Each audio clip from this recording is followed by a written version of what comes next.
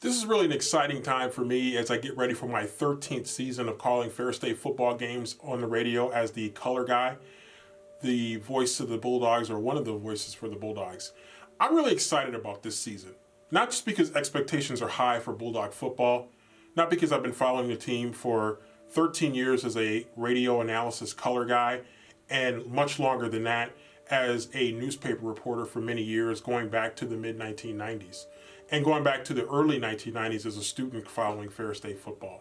This is an exciting time because it really is the realization of a dream that I had early in my life when I used to watch the games and I would turn the volume down and I would practice to try to be like the play-by-play and the color guys that were doing it on TV or on the radio. And it really was something that inspired me. And then as I got a little bit older, I kind of put that to the side and started to focus a little bit more on my writing career in journalism and sports journalism. But then I had an opportunity to really fill in and to be able to do radio, to do color. And, I filled in 14 years ago for men's and women's basketball, and then 13 years ago for football.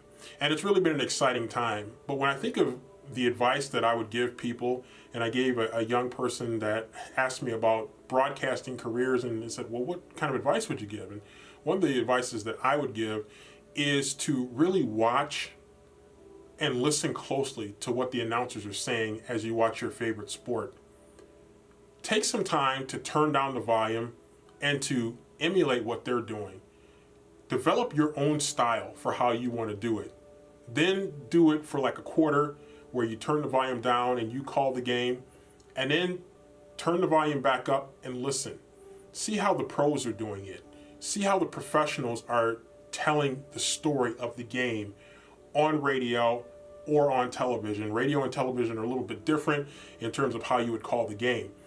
But experiment with that, calling the game on your own. You might have to go to a quiet place or a place, especially if you're self-conscious and you don't want people to be judging you or looking at you kind of side-eye, but you want to make sure that you give yourself a chance to try to emulate what the pros are doing and to get it out and to learn how to pace yourself when you're talking, to learn how to get comfortable hearing your own voice. And it's hard in the beginning, but if you practice it and you practice it and you practice it and you practice it, you're going to put yourself ahead of the competition, especially if as you get older, you decide that you do want to go into broadcast journalism, you do want to have an opportunity to be a radio play-by-play guy, or you want to be a television play-by-play, or you want to do radio or television color.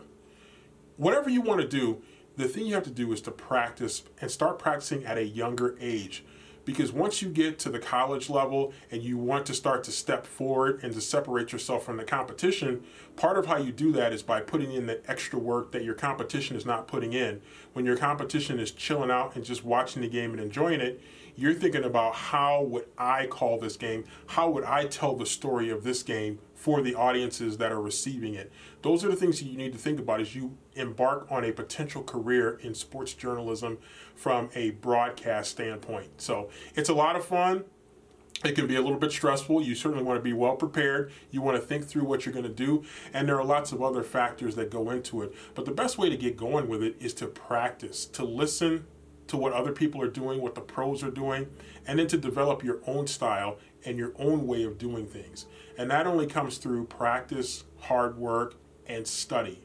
Doing those little things as early as possible are going to give you the edge on the competition as you get older and you start to look at where your career could take you.